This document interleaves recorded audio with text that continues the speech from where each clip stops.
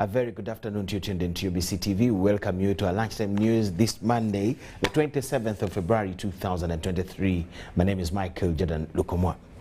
In a first story this afternoon, First Lady and Minister for Education and Sport, Mrs. Janet Museveni, has welcomed an offer made by the Finn Church Aid to have Finnish education technical experts support the ongoing work of the Education Policy Review Commission in Uganda. This was in a meeting that was held at State House, Nakasero, where a delegation from Finland paid her a courtesy call. We have details in this report. According to Finn Church Aid's arrangement, it will second 2 Finnish experts, an education management consultant recruited by FinSeed, who will work with the Commission from March up to the end of May 2023, and another specialist recruited by the Teachers Without Borders Network, Finland, who will begin in June up to the end of the year. The First Lady hosted the Finn Church Aid Global Advocacy team from Helsinki, Finland, who are in Uganda to, among others, follow up on the proposed actions from the benchmarking visit made by some members of the Education Policy Review Commission to Finland in September last year. The meeting was at State House, Nakasero, and it was also attended by representatives from the Education Policy Review Commission, led by the chairperson, Honorable Amanya Mushega, and technical officers from the Education and Sports Ministry. Mrs. Museveni acknowledged that Finland's education system and success is recognized globally, and so there is much that Uganda can learn from them. And so we know there is so much we can learn from you. So we thank your representatives who work here in Uganda, who invited our people to come and visit and learn from you. And we thank you for the time they spent there and what they must have learned.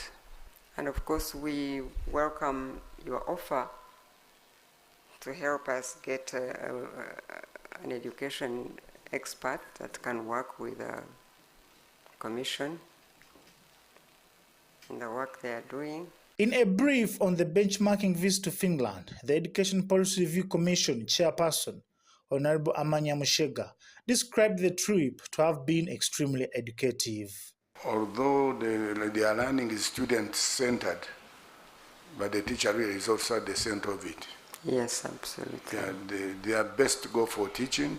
The minimum standard for a primary teacher, what you call basic education, is a degree, and a master's degree. In addition, there must be a pedagogical subject in addition to it. The importance of early child care and education. Right. Nursery education is compulsory for all the children at the age of 6, so that by the time they go to basic education, they are all equally balanced. And whether you are in the urban center or any part of the country, what you learn is almost the same with the variations of the local environment. The child's learning starts early, and it's quite a big lesson we picked. Early childhood education and care. And everybody who is in that care has done a degree. They are also accompanied by people who have started health sciences to take care of the children in school. Finn Church Aid Global Director for Stakeholder Relations, Suomi Katri, said education is at the heart of Finn Church Aid, which currently works in 12 countries around the world. In Africa, it operates in Kenya, Somalia, South Sudan, Central African Republic, and Uganda. Finland really became the country that it is now because of the investments in education. Education is really at the heart of Finn Church Aid. And we work in 12 countries around the world. And here in Africa, in addition to Uganda, we are also working in Kenya, Somalia, South Sudan, and Central African Republic. And in all of these, we are really working on education. As we find it really the key for development.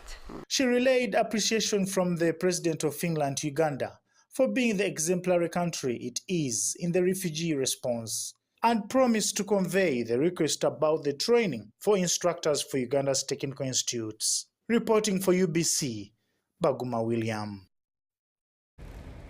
Today marks 1 year since the parish development model was launched across the country. Irene Mwanguzi, the enterprise development specialist at the Ministry of Local Government, says that a number of structures are already on ground that are needed in the implementation of the whole program. She adds that every part of the country is sensitized and the strategy is known by all the people in Uganda. About over $1 trillion has so far been disbursed and about $3 billion has got into the household. We have details to this. Now, as we celebrate 1 year of PDM launch, we are proud that we have structures already on the ground in terms of human infrastructure, which is the leadership structures, which are needed for the implementation of PDM.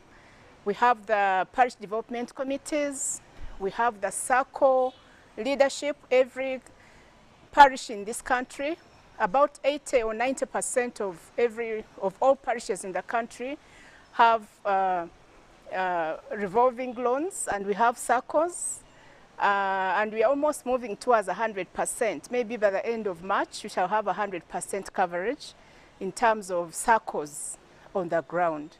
Yes, so we also have managed to do training, a lot of training, right from the regional levels, the district levels to the lower levels.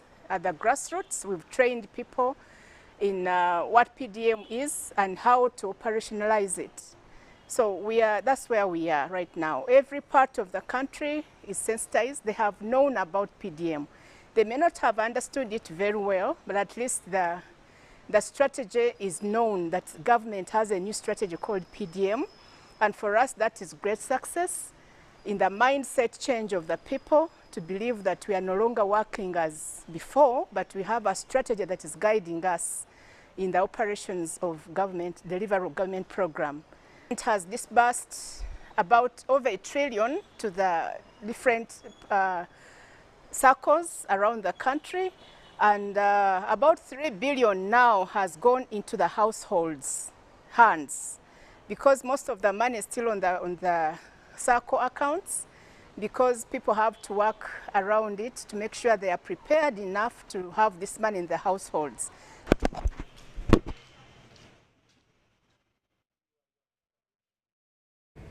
PDM official Mwanguzi there in an interview with our own Jenny Ramjisha this morning. Meanwhile, scholars, invited guests and Ethiopian citizens living in Uganda have celebrated the 127th anniversary of the Adwa battle. Annually, the Ethiopian High Commission commemorates the victory of the Menelik II's well-equipped and trained forces against the Italian army in 3 separate engagements. The monumental victory at Adwa was significant in that it led to the international recognition of Ethiopia as a sovereign state at the height of the scramble for Africa. Dennis Sigoa has a brief here. But my encouragement is that the younger people, they should learn a lesson, put their heads together, consider all equal. That can be applicable for Africans. I've been here for 18 years in Uganda. Thank God the victory that came to Uganda today. People are united, but not everybody is perfect. Likewise, Ethiopia must learn a lesson from past history and do what is needful. Respect one another, respect the leadership.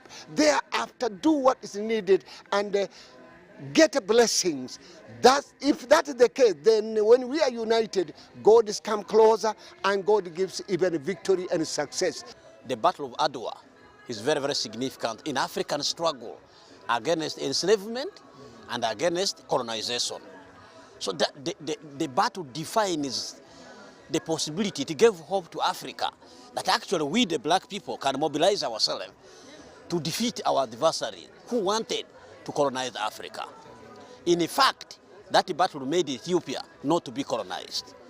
And therefore, very important, it became the cornerstone for which African resistance towards the colonialism, the colonization of Africa, was anchored, was built, leading to independence of Africa. That's why we must value the Battle of Adwa. That battle was so central. In fact, Emperor Menelik then decided to use that battle to mobilize other African leaders to resist colonization. As the Ethiopian Embassy or High Commission in Uganda, how significant is it to have this event inviting professors, people from out there to come and converge here? Yeah, given the current affair in my country and the ongoing different issues, this is a time that we need modern day heroes.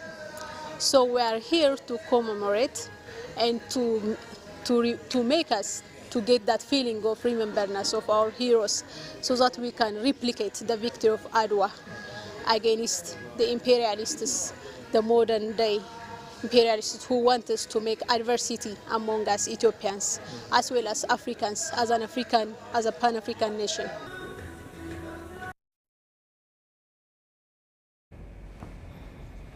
UBC Lunchtime News. Now, Kampala Capital City Authority casual workers under Machindia Community Circle have stormed the KCCA offices in Kampala in regard to the cancellation of their contracts without notice.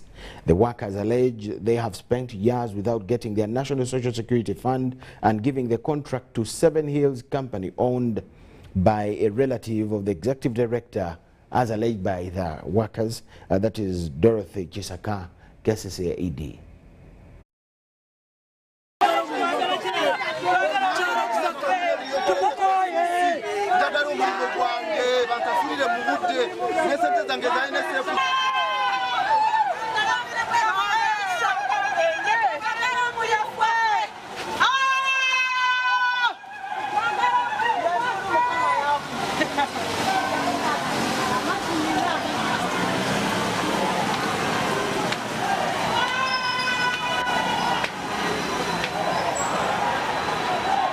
Tuzina polwa yongera ne mupi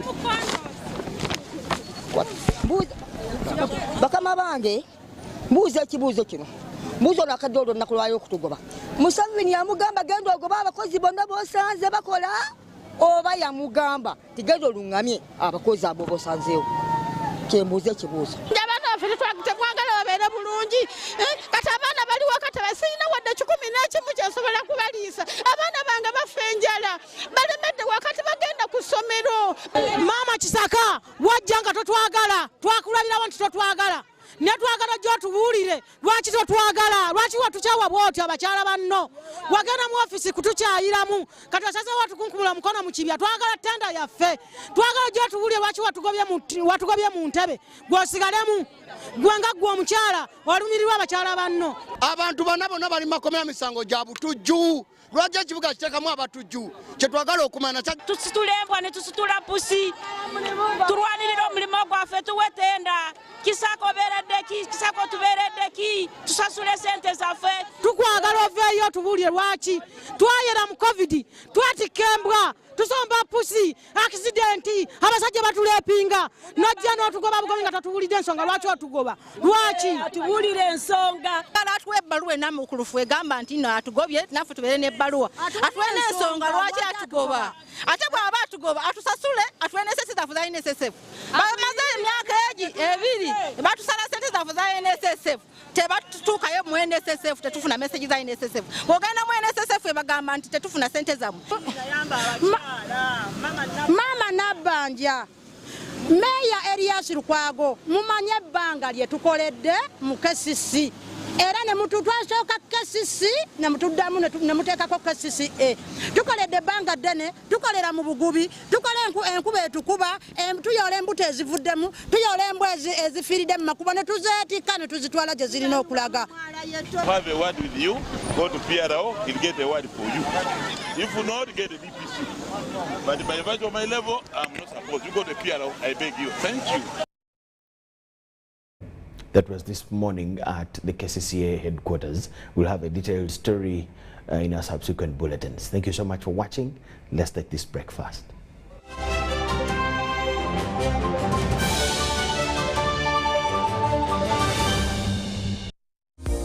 Send transport to the wrong person. Here's how to reverse it with MTN Mobile Money. Dial *165#. Select My Account. Select Initiate Reversal.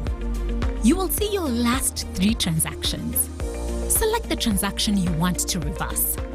Enter your mobile money PIN and you'll get an SMS confirmation that the transaction has been blocked from being withdrawn. And that's it.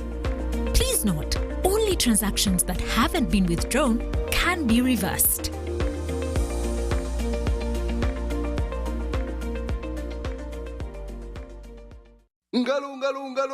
It's true what people say, that when I wash and you wash your hands with soap, we'll have less infections as Ugandans. After all, it's hands that handle money. It's hands that feed us.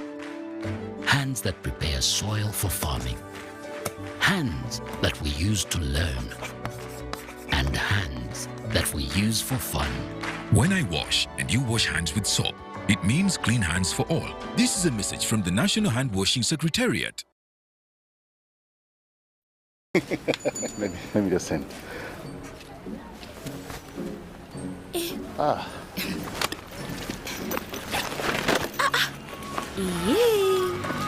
Yes. Oh. Accessing your contacts the old way. Yeah. Accessing your contacts with the My Airtel app.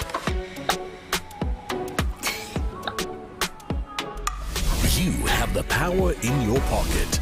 The power to access your favorite contacts right through the app. Unlock that power with the My Airtel app. Visit the App Store or Google Play now.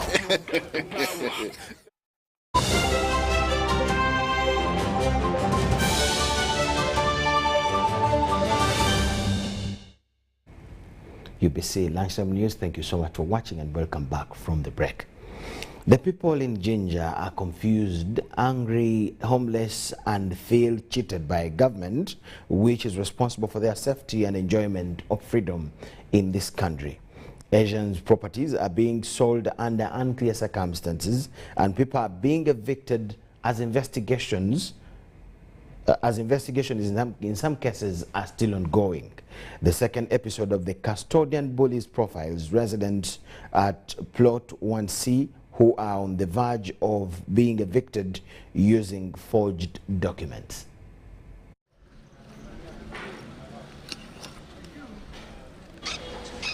My name's Benny Kwagala is an elder and resident at Plot 1C. He occupied this house on orders of the former president of Uganda, Idi Amin Dada, in the early 70s. He was working with Amoco Company. As he was touring, my machine I was working on, called the chopping machine, was not operating because I had not come yet in the factory. That was at 8 o'clock. So when I came a bit late. They told him now the operators come. Let's go and see how that machine works. I was working on the shopping machine which makes sprints. When he came, he asked me, "My son, why have you come late? Kwa nini unakuja late?" I told him, "Sir, I'm staying very fine in Mafubira. I don't have a house in town here." He directed by then the governor, who was Mr. Okai, who was accompanying him, that he should try his level best to get a house in the town here. This is of departed Asian property. The very day the governor came back, he told me, "Ben, come, we have got a house for you." They brought me to the house. It has 4 apartments. They told me that is the house. Then I went back to the general manager. I told him, the house they have got for me has 4 apartments. This compelled him to formalize his residence in this building. Then the general manager suggested that no, since that house is very big for you, let Amco take it over. And Amco took over that house. They normalized the documentation with the custodian board, and Amco started paying for that house in the custodian board. All the occupants later applied for allocation to the custodian board and were granted permission since the property was not fully repossessed by the initial proprietors. This included Jayantilal Govinci Kotecha, Jayendra Govinchi Kotecha, Rasik Govinchi Kotecha, and Ramesh Govinchi Kotecha, who were tenants in common in shares. Ewan Vijay Kotecha surfaced claiming to have repossessed the property using powers of attorney from the registered proprietors. You had to come, apply, do this, notify ABCD, and you go through immigration, prove that you had ownership, ABC, and so on and so forth. All those provisions. People don't go in for that. They simply go and say, power of attorney. Powers of attorney were not allowed. Okay? Then somebody says, you see, by telegram, we repossess this property. Telegram. The custodian board then directed for an investigation into the matter. Vijay Kotecha was not part of the 4 proprietors on the original certificate of ownership, but was sharing a name, Kotecha. He told the management that he is the real owner of this property and he has repossessed it. So from that time, AMCO should be arranged to pay money to him as a rent. AMCO, after considering his request, AMCO said, no, for us we are not going to pay you money, but we shall hand you over the people who are in that houses.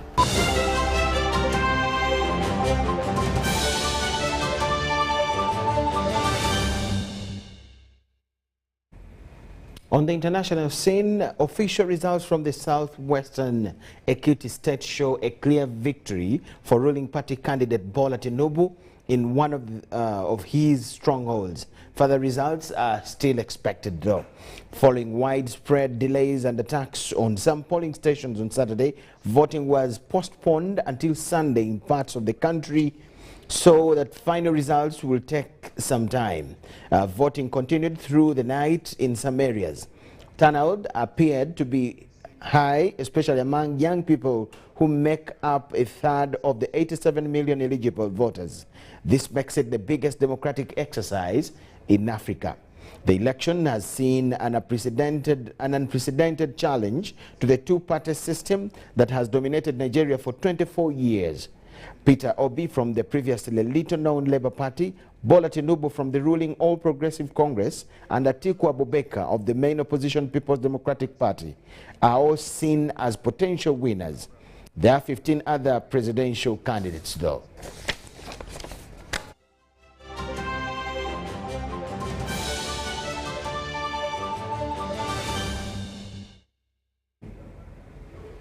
The Badminton Uganda International Challenge of 2023 climaxed on the 26th of February 2023 at the Lugogo Indoor Stadium with Malaysia, Singapore, Austria, Turkey, India and Thailand among the top winners.